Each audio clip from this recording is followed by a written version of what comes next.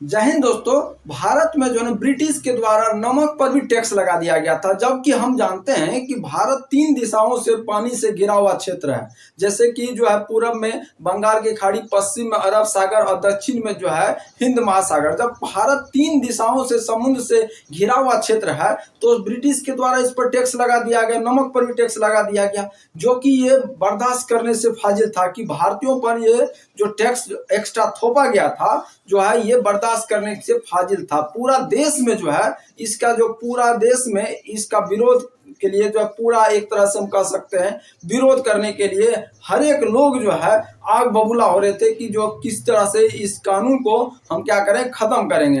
तो बात आ जाती है कि नमक आंदोलन क्या है। सबसे पहले बात कर लेते हैं कि नमक पर टैक्स कब लगाया गया था।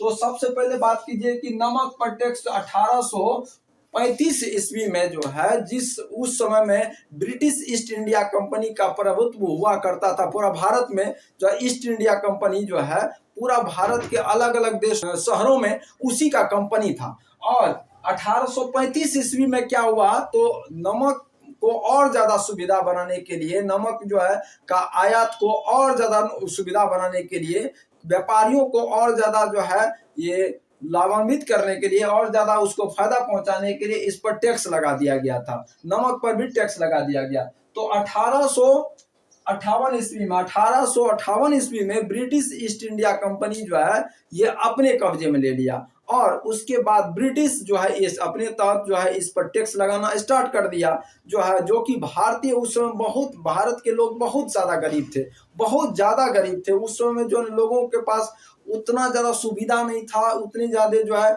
बुद्धि भी नहीं थी लोगों के पास जो है कि किस तरह से जो है नमक पर टैक्स पर ये जो लगा हुआ है उसको कैसे खत्म किया जाए। तो इस तरह से 1885 में भी ये बात आई थी। 1885 में जो है बॉम्बे कांग्रेस में जो है बॉम्बे में जो एक अधिवेशन हुआ, तो उस अधिवेशन में तो स्वामीनाथ अय्यर साहब ने जो है इस बात को चर्चा उठाई थी कि जो है नमक पर टैक्स नहीं लगना चाहिए, इसको खत्म किया जाए। उस पर बहुत ज्यादा आंदोलन उस समय में भी हुआ था, लेकिन उतना ज्यादा पावरफुल नहीं होने कारण, यानी कि भारतीय जो है उतना एकता में जो है नहीं थे, यानी एकजुट नहीं थे, जिसके कारण ये जो है नमक पर टैक्स चलता रहा। उसके बाद आ जाते हैं हम लोग कहानी जो है 1930 में। 1930 में जो है महात्मा गांधी ने लॉर्ड इरविन, अब बात करते हैं लॉर्ड इरविन कौन थे। लॉर्ड इरविन जो है उस समय में ब्रिटिश इंडिया के जो है क्या थे, तो वायसराय थे। वायसराय मतलब कह सकते हैं गवर्नर थे।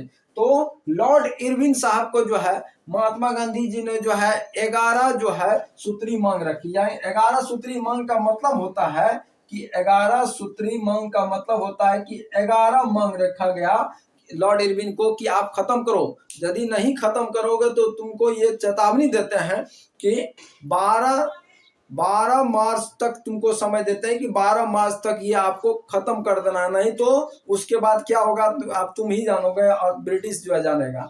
तो लॉर्ड इरविन जो है ये लॉर्ड इरविन को ये जो है 11 सूत्री मांग रखा गया, जिसमें क्या क्या था कि नशीली दवा, जैसे कि नशीली जो है वस्तु को बंद करो, उसका उत्पादन नहीं होना चाहिए। उसके बाद 50% लगान कम करो, सेना का खर्च कम करो। ऐसे जो है 11 मांग रखा गया लॉर्ड इरविन के पास, ब्रिटिश के पास जो है कि ये चीज होना चाहिए। लेकिन लॉर्ड इरविन नहीं माने, कहा कि नहीं ये जो है हम कुछ नहीं कर सकते। तो जो है तुमको इससे पहले हम पहले भी बता चुके हैं कि तुम्हारा कोई मांग नहीं रखा जाएगा। इसके बाद जो है लॉर्ड इरविन नहीं जब बात माने तो ये जो है उस पर बात आ गई कि जो है एक नमक पर जो टैक्स लगा है इस नमक टैक्स को खत्म करना है। नमक पर टैक्स नहीं लगना चाहिए। हम जब हमारा देश 3 दिशाओं से समुद्र से घिरा हुआ क्षेत्र है तो नमक पर टैक्स कैसे लग सकता है। तो बात आ जाते हैं नमक पर टैक्स जो लगा उसको खत्म करने के लिए महात्मा गांधी जी ने क्या किए, तो दांडी मार्च किए। अब बात समझ में आपको आ जाएगा कि दांडी मार्च, अब दांडी मार्च क्यों कहते हैं उसके लिए आपको समझ में यहाँ समझना पड़ेगा कि दांडी मार्च का मतलब क्या होता है, पैदल यात्रा। यानी कि पैदल मार्च जो है पैदल यात्रा किए, कहां से, साबरमती से लेकर के दांडी तक। दांडी जो था वो एक गुजरात का जो है समुद्री तट था। समुद्री तट पे जा करके वहां पर जो है समुद्र के पानी से जो है नमक तैयार किया और तब जा करके अंग्रेज ने जो है नमक पर टैक्स हटा दिया। बात आ जाता है पूरा इसका कहानी समझिए यहाँ से कि जब बात आ जाता है यहाँ जब 31 जनवरी 1930 को गांधी जी ने अल्टीमेट दिए लॉर्ड इरविन को कि 11 सूत्री जो मेरा मांग है, मेरा जो मांग है वो चीज को आप मान लो, नहीं तो उसके जो है उसके विरोध में हम क्या करने वाले हैं ये आपको समय आने पर पता चल जाएगा। तो 31 जनवरी 1930 को अल्टीमेट दिए महात्मा गांधी जी ने, लेकिन इस पर कोई बात नहीं बनी। उसके बाद जो है 12 मार्च 1930 को ये फैसला लिया गया कि जो है हम यहाँ से पैदल मार्च चलेंगे, साबरमती से पैदल मार्च चलेंगे, पैदल चलते चलते जो है हम दांडी तक पहुंचेंगे। दांडी जो कि समुद्री तट था वहां जाकर के नमक तैयार करेंगे और ये नमक आंदोलन को खत्म करेंगे। पूरा जोश जुनून के साथ जो है वहां पर 78 यानी 78 लोग जो है उस आश्रम में एकजुट हुए और सभी मिलकर के वहां से चलना शुरू किया।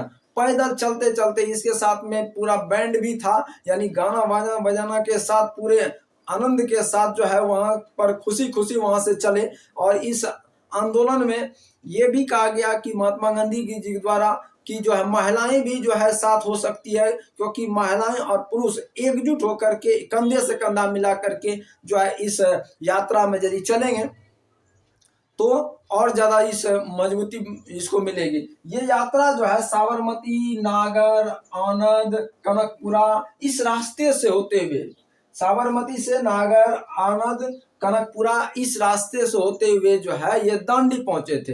ये जो है 390 किलोमीटर इसकी जो दूरी थी, 390 किलोमीटर की यात्रा जो है उसने तय की है। जो है 12 मार्च को ये यात्रा शुरुआत हुआ और 6 अप्रैल 1930 को वो वहां पहुंचे। 6 अप्रैल 1930 को 12 मार्च को ये जो है यहाँ से साबरमती से चले, जो कि जिसमें 78 लोग थे, 78 लोग इनके सहयोगी जो है इनके साथ में चले।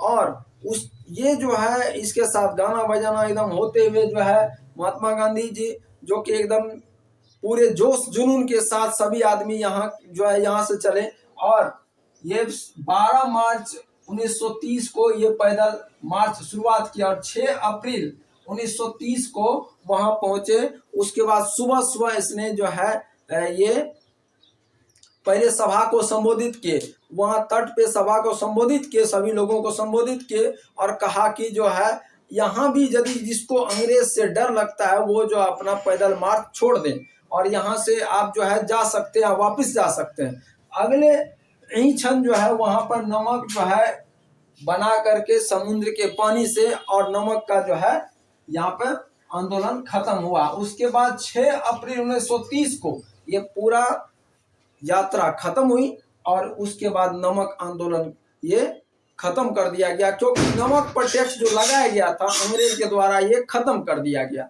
यानी कि 6 अप्रैल 1930 को उसी वहां पे सरोजिनी नायडू जो है स्वागत करने के लिए थी, जो सरोजिनी नायडू जो कि स्वागत करने के लिए वहां थी। और साथ साथ जो है 6 अप्रैल 1930 को पूरा तरह से नमक तैयार होने के बाद अंग्रेज ने इस पर टैक्स हटा दिया।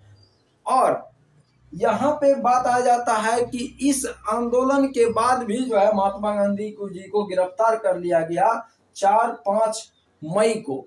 4-5 मई यानी उस 4-5 मई के शाम जो है इसे गिरफ्तार कर लिया गया। और उसके बाद नमक आंदोलन जगह जगह पर हर जगह जो है अलग अलग नेता जो है आंदोलन करके नमक पर टैक्स खत्म किए। तो इस तरह से नमक आंदोलन के बारे में आपको समझ में आ गया होगा। इस तरह से वीडियो देखने के लिए मेरे चैनल को आप सब्सक्राइब कर लीजिए और ज़्यादा से ज़्यादा वीडियो को आप शेयर कीजिए। Thank you so much. जय हिंद।